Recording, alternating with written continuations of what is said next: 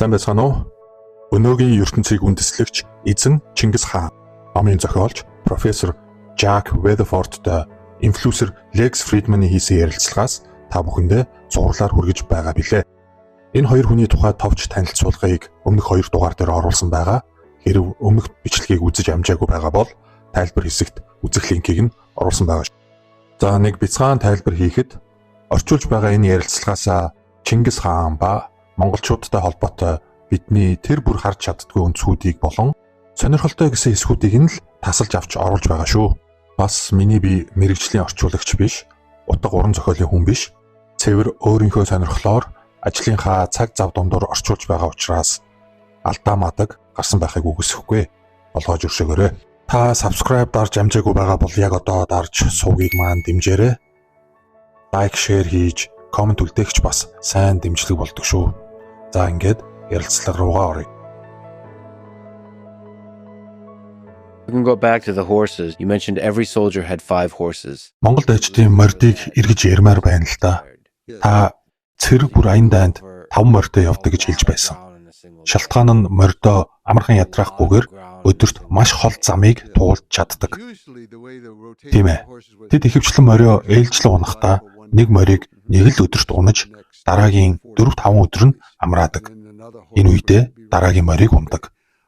Иймэрхүү байдлаар аян дайныхаа замыг хурдан хороодог бөгөөд нэг жишээ гэвэл өгөөдөө хааны таалал төгссөн мэдээг Монголоос Унгар хүртэлх тэр хол замыг ердөөл 6-7 хоногт хүргэсэн байдаг.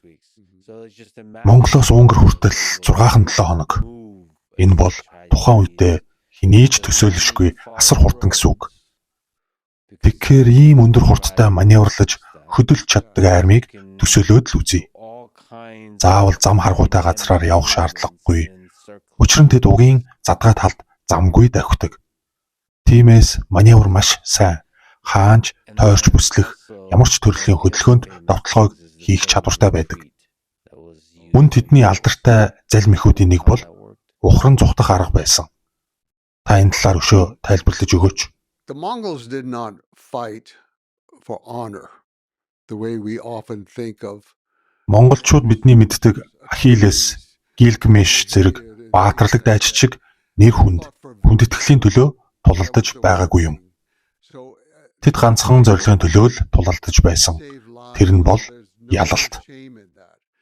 Тиймээс цөөхүүлээ тэдэнд нэг ч гэсэн дайчныхаа амийг авч үлдэхийн тулд ухран зүхтаж байгаа дүр үзүүлсэн мэх хэрэглэх гэдэг нь ичгүүртэй зүйл октоосоо биш.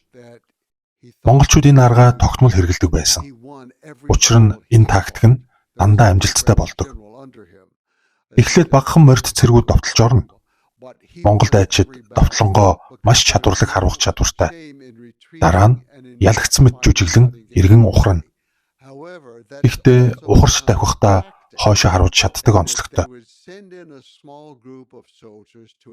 Энэ нь Паршан харуулт гэж нэрлэгддэг. Дэлхийд их цөөхөн ашиглагддаг өрмөц аргалдаа.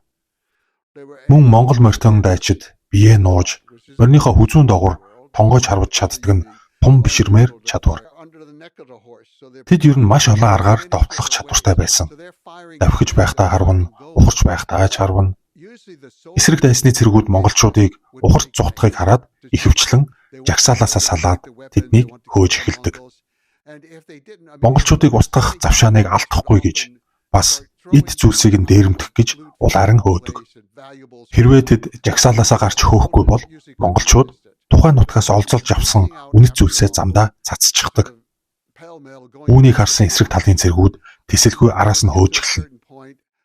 Тэд бие биенээсээ өрсөн эмх замбраагүй хөөсөөр тодорхой нэг газар хүрмэгц хоёр толгодын араас Монгол цэргийн айрам гарч ирээд тэднийг бүрэн устгадаг. Энэ арга байнга л амжилттай төгсдөг. Би заримдаа боддог юм. Тэр үеийн улсууд яагаад монголчуудын байнга ашигладаг энэ аргыг мэдээд авчдаггүй байсан юм бол доо гэж.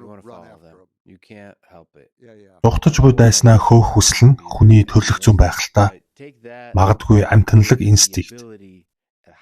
Үүнийг л монголчуудын маш чадварлагаар өөрсөддөө ашигтайгаар байлдааны гайхалтай тактик болгон ашигладаг байжээ. Дэлхийн цэрэг армийн түүх Дайн тулдааны амжилттай оновчтой тактикийн тухай олон алдартай ном бичвэрүүд байдаг. Гэтэл монголчуудын тухай бараг огт бичдэггүй. Тэдний цэргийн арга барил, авхаал замбаанд зохих үнэлгээг огт өгдөггүй. Гэтэл Чингис хаан жүжиглэн ухрах, жигүүрээс дайрах зэрэг аргуудыг шинээр гарган ирж тулааны төгс тактик болгож чадсан байх юм. He really was a military genius. Чингис хаан үнэхээр цэргийн сууд ухаантан байсан. Тэдний өөр нэг онцгой зүйл юу байсан гэж монголчууд зам дагахад дургүй. Тэд замаар биш, хүмүүс хизээж ирдэггүй, хинээж төсөөлж чадахгүй газраас гарч ирж довтолдог байсан учраас эсрэг тал нь тулаанд бэлэн болж амждаггүй. Хамгийн алдартай жишээ бол Бухара хот. Энэ гайхамшигтай хот руу монголчууд хинээж туулж байгаагүй элсэн цөлийг гаталж очсон юм. Хинч тэр халуун элсэн цөлийг давж ирэн довтолтгүй байсан тул Бухар хотын хүмүүс тоос босхийг хараад яг юу болж байгааг огт ойлгоогүй. Ингэж л бусдыг гайхшруулсан довтлогоо хийдэг. Чингис хаан бусдын сэтгэн бодож байгаагүйг бодитоор хийж чаддаг байсан нь өрсөлдөгчдөө байнга айлгаж бас гайхшруулж байсан юм. Монгол морин цэргийн довтолж байгаа тэр их чимээ ямар хөө байсан бол тэр олон мянган морд тэр хавийн газрыг дөргөөсоор довтлоод л ирнэ. Чингис хааны ойртон ирж буйг мэдрэх тэр их айцыг төсөөлөхөд бас л эвгүүцүүлж байна шүү. Айдас бол түүний хүчтэй зэвсгүүдийн нэг байсан юм. Аимшигар дүүрэн зохиомол цуу яриаг зориудаар гаргадаг. Хотуудыг эзэлсний дараа Чингис хаан үргэлж дөрвөгсдийг амьд үлдээдэг нь дараа дараагийн хотуудад айдас хүйдэс эмх замбраагүй байдлыг үүсгэж чаддаг байж л дээ. Монголчууд ган төмөр шүдтэй, хүүхэд иддэг, сая хүнийг алж хядан, уул аваа босгож байна гэх мэт аимшигын цуу яриаг зориудаар тараадаг байсан. Энэ бол дайны нэг төрөл, өрсөлдөгчөө сулруулах сэтгэл зүйн дайралт юм. Тэгэхээр ийм аимшигтай цуу яриаг сонсож итгэсэн Бухар хотынхон цөлийн их тоосон дундаас газар чичрүүлэн хэдэн мянган морьтой монгол айрам уухайлан довтлон ирэхийг нүдэрээ харсан явдал бол хүн бүхэнд хизээж мартахгүй жинхэнэ аимшиг байсан нь ойлгомжтой. Тэгвэл монгол айрамд хөнгөн болон хүнд морин цэрэг гэж бий. Цэргүүдээ 10, 100, мянгаар ангилдаг аргатын системээр зохион байгуулдаг. Энэ нь дэс дараалсан шатлал, удирдлагыг шилжүүлэх бүтэцтэйч тушаал гарвал ягштал биелүүлэх ёстой гэсэн үг. Дайнд үр ашигтай, оновчтой байршлаа эзлэх, мөн хөдөлгөөнтэй тактик хэрэгжүүлэхийн тулд харилцаа холбоо, уялдаа маш сайн байх шаардлагатай. Үүнээс гадна тушаалыг ягштал биелүүлэх нь зайлшгүй. Энэ систем ийм сайн ажиллахын тулд юу тэгж их нөлөөлж байсан юм бол дайчтай ингэж нэг зүгт, нэг зорилгод ямар ч доглолгүй ажиллахын тулд юу хийдэг бол гэдэг нь их сонирн байна л да. Юуны өмнө Чингис хааны сонгосон хүмүүсийн туйлын үнэнч байдлыг хэлэх ёстой. Түүний төрөл төрөсөд овог аймаг нь түүний багт нь орхин явсан. Амт нөхөр нь ч бүрэн итгэлтэй биш байсан.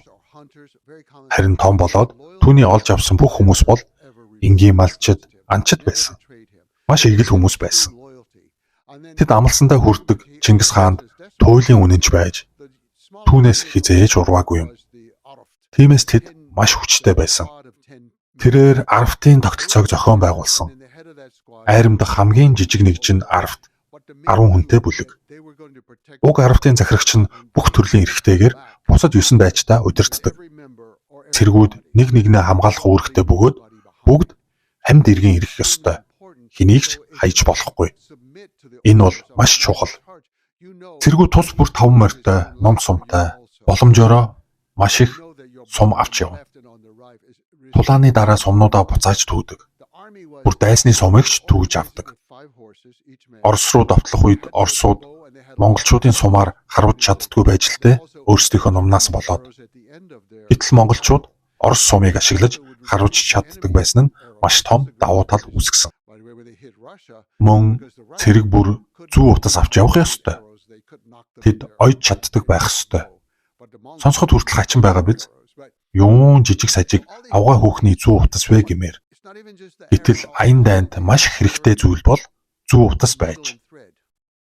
Тулааны дараа хувцсыг хэрэглэл урагдана, эсвэл шархаа оёх, нөхөх шаардлага гарна. Чингис хааны айрам их сонирхолтой. Цэрэг тус бүр маш оновчтой, маш хэрэгтэй гэсэн зүйлсийг л авч явдаг. Тэдэнд ямар ч нэмэлт хангамжийн тэрэг ачаа дагалдах бараа байдаггүй. Гэтэл авч явах ёстой зүйлсийн жагсаалтанд 100 утас ордог. Өөрөөр хэлбэл цэрэг тус бүр бусдын тусламжгүйгээр өөрийнхөө хэрэгцээг хангах чадварыг бүрдүүлжээ. Үүнээс гадна тэр бас ааруул гэж нэрлэдэг хатаасан сүүн бүтээгдэхүүн заавал авч явдаг. 1-2 жил чадгалж болдог. Хатаасан ааруул бусад цагаан идээгээ бусдаа саунд хийж өдрийн турш давхиулахад холилдож өтгөн уургаар баялаг нэг төрлийн хүнс болдог. Энэ нь Монгол цэргүүд галт хүлж хоол хийх шаардлагагүйгээр 3-5 хүртэлх хоног урагш довтлох чадварыг олгодог байж л дээ. Энэ мэд жижиг гэлтгүй зүйлс ач холбогдол өгч анхаарахаас гадна үнэнч байдлыг бас маш чухалчилдаг байсан. Чингис хаан цэрэг армаа зүүн, баруун гэж хоёр талдаа жигүүр болгон хуваахаас гадна гол төвийн хэсэг гээд нийтдээ 3 хуваадаг. Гол хэсэгт Чингис хааны хамгаалалт шадар дайчид байрлана. Зарим тохиолдолд тэргүүн игнэний хамгаалалт бас арт талын хамгаалалт ч гэж байдаг.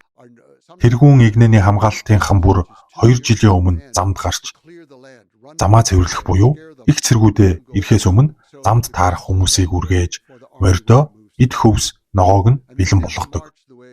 Монгол цэргийн айрам бусад шиг маашаар ар араасаа жагсаж явдаггүй. Харин баруун зүүн жигүүрүүдээ сунган нэг игнэн орлоггүйгээр зэрэгцэн алхаснаар морд нь өвсөө чөлөөтэй иддэг байна. Чингис хаан сайн хүмүүсийг олж өөртөө оруулж чаддаг байсан нь түүний өгөөмөр ухаантай хандлагын нэг илрэл гэж харагддаг. Алдаа гаргасан хүн бүрийг шийтгдэггүй. Ер нь шийтгэлийг өртөл болгодоггүй. Жишээ нь Шихий хутаг нэг удаа Афганистанд тулалдаа удирдаад ялагдсан байдаг. Иймэрхүү ялагдал нь монголчуудын хувьд маш ховор үзэгдэл. Гэтэл Чингис хаан Шихий хутагт шийтгэл оногдуулахын оронд түүнийг дуудаад хамтдаа тулааны талбарыг очиж үзье. Чи юу болсныг яаж шийдснээ надад тайлбарл. Тэгээд дараа нь ярилцъя гэх жишээний. Чингис хаан алдаа гаргасан нэгнийг аль болох засаж залруулж ойлгуулахыг хичээдэг. Тим философиг баримталдаг байсан гэж харагддаг. Хэрв өөр хаан байсан бол тулаанд ялагдсан жанжнаа шуудлал цаазлах нь илбэг байсан цаг шүү дээ. Чингис хаан өөрийнхөө жанждыг бүх боломж болцоогоо 100% дайчилж үнэнчээр түүнд зүтгэдэг гэдгийг мэддэг. Хэрв жанжин ухрах тушаал өгсөн бол энэ нь муу зүйл биш. Монгол хүний амийг дайчдынхаа амийг авралаа л гэсэн үг. Ухрахаас өөр аргагүй болсон учраас л ухарсан гэсэн үг. Тэр дайны талбарт жанждынхаа гаргасан үйлдэлийг хүндэтгдэг. Дээр ирсэн 100 утаснаас эхлээд хоол хүнс, дайчтай хүндлэх, хоорондын итгэлцлэлгээд энэ бүх зүйлийг нэгтгэхэд бодохоор бүх зүйл хоорондоо их нийцэж хоршдог нь гайхалтай. Чингис хаан дайн тулааны уламжлалт зэвсэг техник болох морин зэрэг ном сумаар харвах арга барилыг хөгжүүлэхээс гадна тэр ямар ч шинэ технологиг хурдан ашиглаж чаддаг байсан нь маш том давуу тал байсан. Хот суурин иргэншлийн армийн сул тал нь уламжлалтаа хэд баригддаг. Өөрчлөлтийг хийхдээ их хойрог. Харин Чингис хаан тогтсон хэв маяггүй гэх юм уу? 2009 онд Тангуудын нутагт одоогийн Хятадын баруун хойд хэсэг шар мөрний дээд хэсэгт очиход хотууд өндөр ханаар хүрээлэгдсэн дүр зураг монголчуудыг угтсан юм. Чингис хааны хувьд анх удаа ийм саад хаалттай тулж байгаа нь энэ. Их сонирхолтой байна л да тэдний орон төсөөлөх гэд үзгэн. Монголын тал нутагт өндөр чулуун хан хэрэн байтугай байгалийн ханан бүтэцч байхгүй. Ийм газараас ирсэн хүмүүс юу бодсон бол мэдээж уул хад асга гэх мэт өндөрлөг газар байгаа л да. Гэхдээ ороо дээрээс нь хүмүүс сум жад шидэд хамгаалж байдаг чулуун хан хэрэм бол Монголд байгаагүй. Тангууд дээр очисон Чингис хаан эргэн тойроныхоо орчныг хараад энд гол байна, хөдөлж буй ус байна. Харин тэнд хөдөлтгүй хотын хэрмэн ханнууд байна. Тэгэхээр сувг ухаж тангуудын хотын ханыг нураана гэсэн шийдэл гаргасан байгаа юм. Ер нь Монгол хүнд хөдөлж байгаа бүх зүйлс зэвсэг, хөдөлтгүй, хөдөлгөөнгүй бүх зүйл бай гэсэн ойлголт байдаг. Тэгээд тэд ухсан. Гэхдээ яг яаж хийхээ сайн мэдэхгүй байснаас ухсан шуудуун намдаж шар мөрнөөс хит их ус орж ирээд монголчуудын өөрсдийнх нь хувааран хүртэл усанд автуулсан. Алдаа гарсан. Гэхдээ сургамж авч алдаагаа засч сайжруулсан. Монголчуудын энэ тактик дараагийн 50 жил өнгөртөл маш сайн ажилласан. Багдад хотыг 1258 онд эзлэхдээ ч энэ аргыг ашиглаж цайз хэрмийг нь нурааж байсан. Монголчуудын ингэж юмсыг нарийн анзаарах, турших, алдаа гарвал өөрөөр илүү сайн аргаар дахин турших чадвар нь гайхамшигтай. Бид бүгд л алдаанаасаа сурдаг гэж ярьдаг да. Гэвч бодит амьдрал дээр бид алдаагаа давтдаг. Энэ бол хүний төрөлхийн зан. Харин Чингис хаан өөрт ойлгомжгүй ч гэсэн шинэлэг технологийн өмнө хүлээцтэй даруй байж хүлээн зөвшөөрч чаддаг байсан юм. Монголчууд дахин шинэ технологи, шинэ аргуудыг нэгтгэж дайсан дээрээ ашиглаж чаддаг байжээ. Хурдтай, зогсолтгүй шинжилгээний тухай яригадад эхэлж байна л да. Цэрэг армийн мэрийц зарчим дээр гавьяагаар нь дэвшүүлдэг. Ахиад үүн дээр шинэ арга барил технологи нэмэгдээд энэ бүгдийн нэгдэл нь бүх систем өөрөө өөрийгөө хүчирхэгжүүлэхэд нөлөөлсөн байна. Яагад гэвэл алдаанаасаа суралцаж тасралтгүй сайжирч чаддаг хүмүүс л дэвшдэг. Тэд бусдыг ч урамшуулдаг. Ингэснээр альва үйлдэл зөвхөн чанараар хэмжигдэж цаг хугацааны явцад энэ цикл давтамж нь улам бүр хүчирхэг армийг бий болгодог байх нэ. Тийм ээ. Монголчууд ийм байдлаар 3 үеийн туршид улам бүр өргөжин тэлж тактик технологио шинжилсээр ирсэн юм. Энэ бүгдийн үндсийг нь тавьсан хүн бол яа харахгүй Чингис хаан. Тэр бүх насаараа маш инновацлог, шинийг сэтгэгч байсан. Гадаадын бусад улсын эрдэм мэдлэг, технологи, шин сонирхолтой санааг ашиглах чадвартай.